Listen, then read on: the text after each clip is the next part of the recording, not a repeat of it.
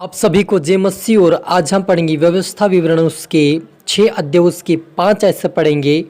तो अपने परमेश्वर यहोवा से अपने सारे मन और सारे जीव और सारे शक्ति के साथ प्रेम रखना।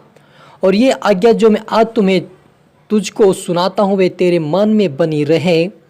और तो इन्हें अपने बाल बच्चों समझा कर सिखाया करना और घर में बैठते मार्ग पर चलते लेटते उठते इन्हीं की चर्चा किया करना।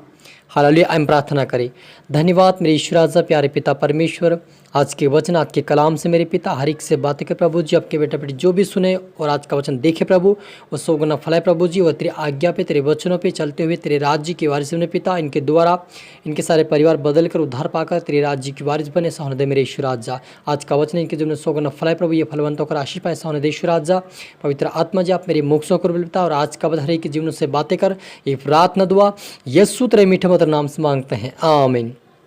तो मेरा जी जो यहाँ पर हमने पढ़ा व्यवस्था विवरण उसके 6 अध्याय उसके 5 ऐसे हमने पढ़ा कि तू अपने परमेश्वर यहोवा से अपने सारे मन सारे जीव और सारे शक्ति के साथ प्रेम रखना। और ये आज्ञा जो मैं तुझे आज सुनाता हूँ वे तेरे मन में बनी रहे।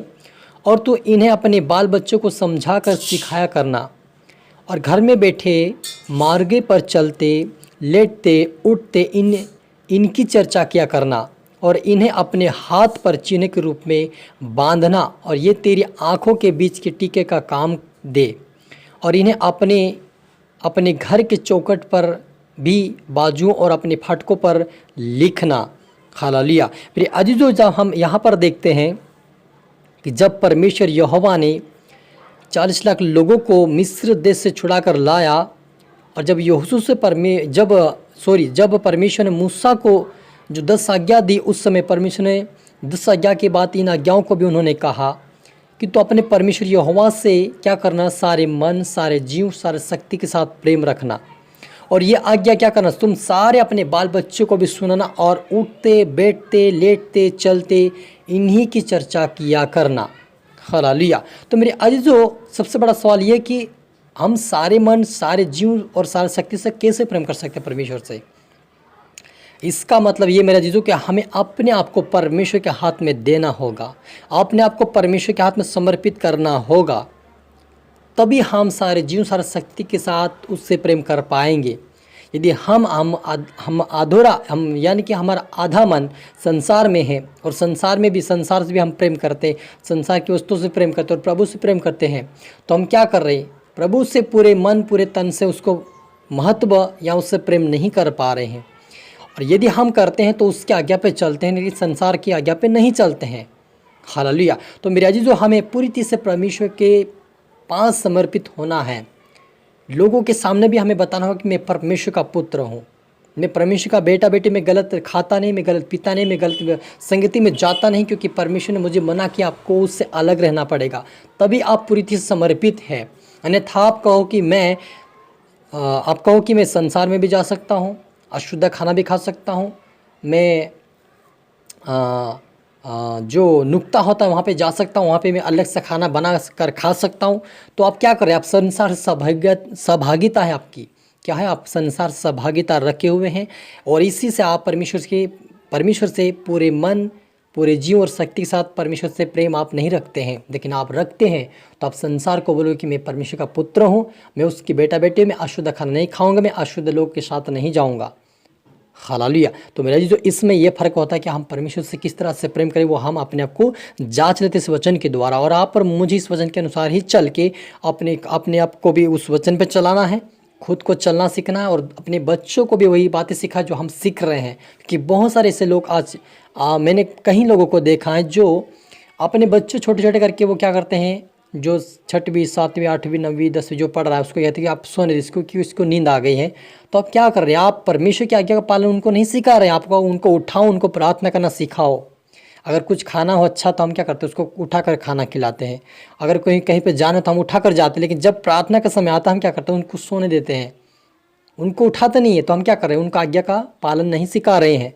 ना हम खुद सीख रहे हैं, ना कोई दूसरों को सिखा रहे हैं, परिवार को सिखा रहे हैं। आप ऐसा कभी ना करें। आप उठाओ, उनसे प्रार्थना कराओ, या उनके सोने से पहले आप संगति में बैठ जाए, अपने परिवार के साथ प्रार्थना करके आप सोइए, ताकि वो छोटे बच्चे वो सो जाएंगे। आप उनको सिखाओगे, उनके अंदर वचन डालोगे, तभी तो हम आगे बढ़ पाएंगे परमेश्वर में, ताकि वो आगे जाकर वो गलत कदम ना उठाए आपके बच्चे। इसीलिए परमेश्वर का वचन कहता है कि तुम अपने बच्चों को भी सिखाओ और तुम भी वचन के अनुसार चलो। हालेलुया। जब हम 6 अध्याय उसकी 21 से पढ़ते हो, लिखा है, यह वह आज्ञा और विधियों और नियम है जो तुम्हें सिखाने की तुम्हारे परमेश्वर यहोवा ने आज्ञा दी है, कि तुम उन्हें उस देश में मानो जिसके अधिकारी होने को पार जाने पर हो, तो तू और तेरा बेटा और तेरी पोता यहोवा का भय मानते हुए उसकी उन सब विधियों और आज्ञाओं पर जो मैं तुम्हें सुनाता हूँ अपने जीवन भर चलते रहें, जिससे तू बहुत दिन तक बना रहे। हालेलुया मेरा जीजो, जब हम परमेश्वर की आज्ञा पे चलते हैं, उसके डर उसके भय में चलते हैं, उसकी इच्छाओं को पूरी करते हैं, तो हम बहुत दिन तक जीवित रहते हैं।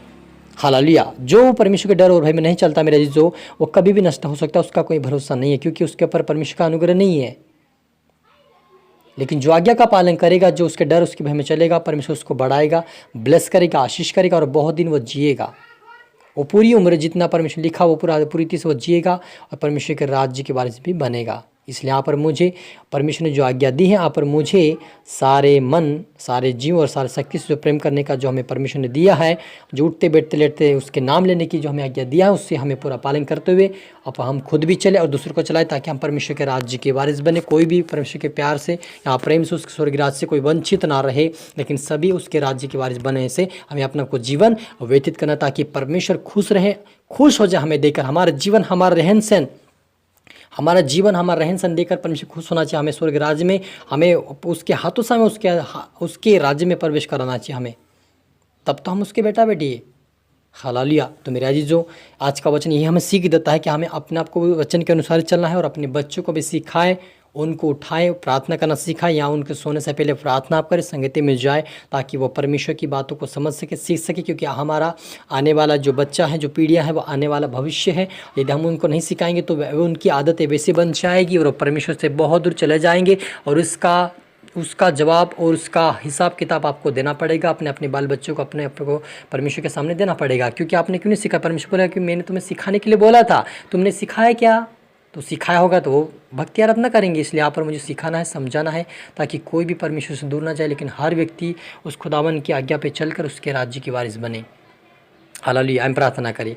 धन्यवाद मेरे खुदा, मेरे ईश्वर प्यारे पिता परमेश्वर, आज के वचन के कलाम से मेरे पिता हर एक से बात है कि आपका नाम ऊंचा बड़े में खट मेरे पिता। सच मेरे यहोवा पिता, हम आपसे परमेश्वर पिता सारे मन, सारे जीव, सारे शक्ति से प्रेम करते हैं मेरे पिता, क्योंकि तो हमारा बनाने वाला परमेश्वर, चंगाई देने वाला परमेश्वर, आशीष देने वाला परमेश्वर पिता। प्रभु जैसा आप हमें चलाए प्रभु, सिखाया समझा, वैसा हमारे जो आने वाली पीढ़ी पर उनको भी तो चला सीखा समझा। आपके राज्य की वारिस बने सोने देश राजा, और आपके बेटा बेटे आत्म सामर्थ से भरकर पिता आशीष बरकत पा आपके राज्य के वारिस बने सोने देश राजा। सभी तरह आत्मशौत मेरे ईश्वर राजा प्रार्थना सुना आशीष क्या। धन्यवाद खुदा ने यीशु मसीह, प्रार्थना दुआ यीशु तेरे मीठे मधुर नाम से मांगते हैं, आमीन। तो मेरे अजीजों, मैं आशा करता हूँ इस वचन से प्रभु आपसे बातें किया होगा। इसको दोबारा सुने, लाइक करें, शेयर करें, सब्सक्राइब करता है कि प्रभु आपको दुगनी आशीष दे। और आप सभी को मेरी तरफ से फिर से गुड ब्लेस यू ऑल।